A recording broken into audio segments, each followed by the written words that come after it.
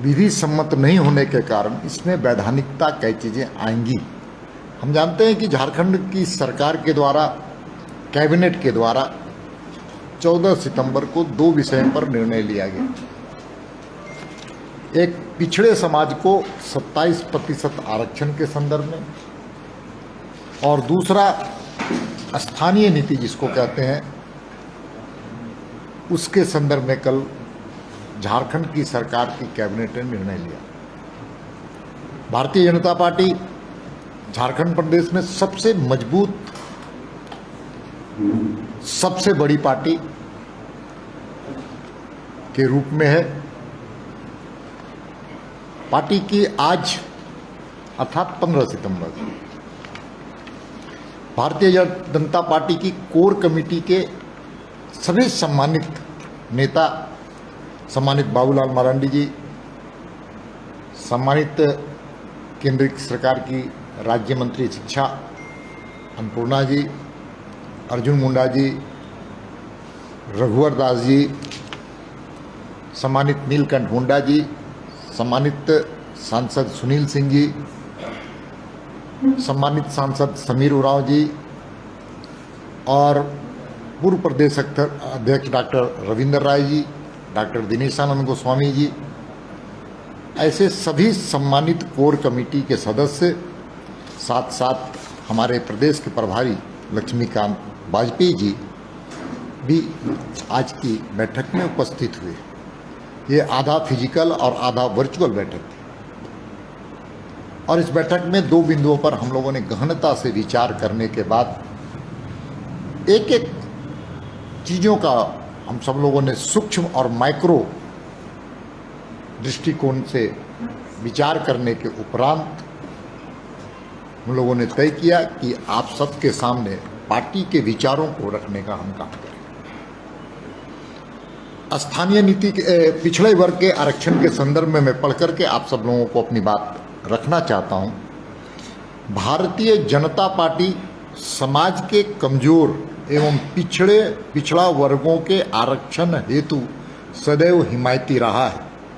झारखंड राज्य निर्माण के बाद भाजपा नीति पहली सरकार ने राज्य के नागरिकों के आकांक्षाओं को पूरा करने के दृष्टिकोण से आरक्षण का प्रावधान किया था, जिसमें अनुसूचित जनजाति आदिवासी समुदाय को 32%, अनुसूचित जाति जिसको एससी समाज कहते हैं उस समुदाय को 14% और ओबीसी समुदाय को 27% सहित कुल आरक्षण 73% का प्रावधान किया गया था, पर उच्च न्यायालय ने इसे निरस्त कर दिया था। माननीय प्रधानमंत्री श्री नरेंद्र मोदी की सरकार ओबीसी के आरक्षण को लेकर के प्रारंभ से ही गंभीर रही है। इस दृष्टिकोण से जहां ओबीसी आयोग को संवैधानिक दर्जा प्रदान करने के साथ साथ सरकार एवं पार्टी में भी सर्वाधिक प्रतिनिधित्व देने का कार्य किया है। भारतीय जनता पार्टी समाज के कमजोर, पिछड़े वर्ग और आर्थिक रूप से पिछड़े वर्गों के प्रति विकास के लिए अपनी प्रतिबद्धता पर कायम है। हमारी भाजपा की राज्य सरकार ने झारखंड राज्य में पिछड़े समाज को 27% आरक्षण देने के लिए 27% आरक्षण को विधि सम्मत बनाने हेतु राज्य में सर्वेक्षण का निर्णय किया था, परंतु वर्तमान सरकार अर्थात हेमंत सरकार ने उस सर्वेक्षण काम को बंद कर दिया ताकि इस समाज को आरक्षण का विधि सम्मत लाभ न मिल सके। वर्तमान सरकार द्वारा किया गया आरक्षण विधि सम्मत और संवैधानिक ढांचे में नहीं है। पिछड़े वर्ग के मुद्दा को कमजोर करने के लिए हेमंत सरकार ने प्रक्रिया विहीन प्रावधान किया है और जो अत्यंत दुर्भाग्यपूर्ण है। इस कार्य में सरकार में शामिल कांग्रेस और आरजेडी भी समान रूप से दोषी है। भारतीय जनता पार्टी हेमंत सरकार के इस प्रक्रिया विहीन निर्णय मानती है। ऐसे समय में हम राज्य की जनता से अपील करते हैं कि सरकार के द्वारा भ्रामक तथ्यों के आधार पर जो विद्वेष का बीज बोया जा रहा है, इसके लिए जनता को सावधान रहते हुए शांति और सौहार्द बनाए रखने की अपील करती है। ये पिछड़े वर्ग के आरक्षण के संदर्भ में हम लोगों ने अपनी बात को रखा है। दूसरा है स्थानीय नीति।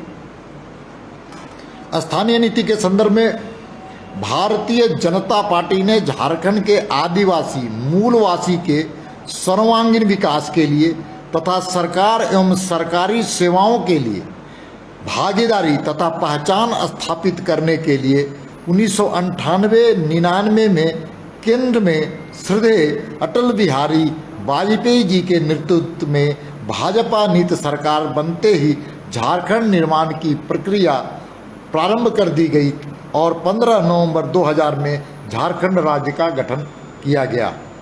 राज्य में पहली सरकार भाजपा के नेतृत्व में बनते ही स्थानीयता एवं नियोजन नीति को परिभाषित करने हेतु पहल प्रारंभ कर दिया गया।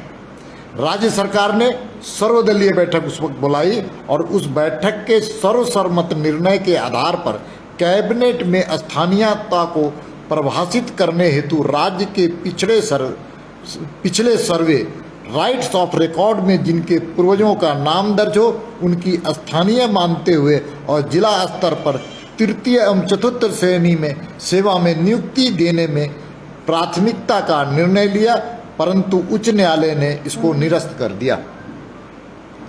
भारतीय जनता पार्टी जन भावनाओं का सम्मान करते हुए एक विधि सम्मत एवं सर्वसम्मत निर्णय के पक्षधर है। हम ऐसे किसी भी निर्णय के पक्षधर हैं जो झारखंड की जनता के हित में हो।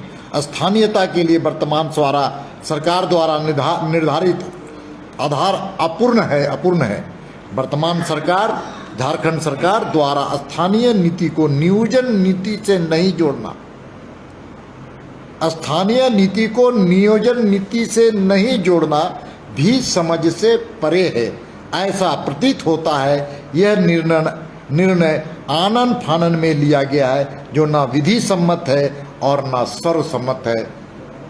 इसलिए हम लोग पार्टी ने तय किया कि ये जो प्रेस नोट है इसको आपके सामने जारी करें और दोनों विषयों में पूरी तरह से स्पष्टता और हमारी प्रतिबद्धता पिछड़े समाज के प्रति स्थानीय नीति के बारे में हम सब लोगों ने इसका उल्लेख किया है। बहुत बहुत धन्यवाद। जो सरकार ने फैसला लिया, आप कह रहे हैं न्याय संगत नहीं है, पहले भी कोर्ट में दोनों डेमोलिश हो चुके। अब सरकार कह रही है कि नहीं, हम हेल्प चाहते हैं केंद्र से ताकि इस पे कोई भी कोर्ट ऑफ लॉ में इसको कंडेम नहीं किया। मैं बार बार इस पत्र का उल्लेख करूंगा, जब आप पूछेंगे तो मैं इसी का उल्लेख करूंगा। इसमें स्पष्ट रूप से लिखा गया है कि विधि सम्मत और कानून सम्मत, साथ साथ हम इसको कह सकते हैं कि इसको विधि सम्मत नहीं होने के कारण इसमें वैधानिकता कई चीज़ें आएंगी। इसलिए बार बार इसी पत्र का हम उल्लेख करेंगे। जितना भी आप प्रश्न पूछिएगा इसी का सारे चीज़ों का जवाब इसके अंदर, जो आपके प्रश्न है उसके उत्तर भी इसी में। तो सरकार कह रही है 41 कानून पहले से आर्टिकल 9 में है। सरकार क्या कह रही है वो जनता जानती है, इनके भावनाओं को जानती है, इनके राजनीति को समझ रही है। कुल मिलाकर के पार्टी का स्पष्ट रूप से ये रूप है।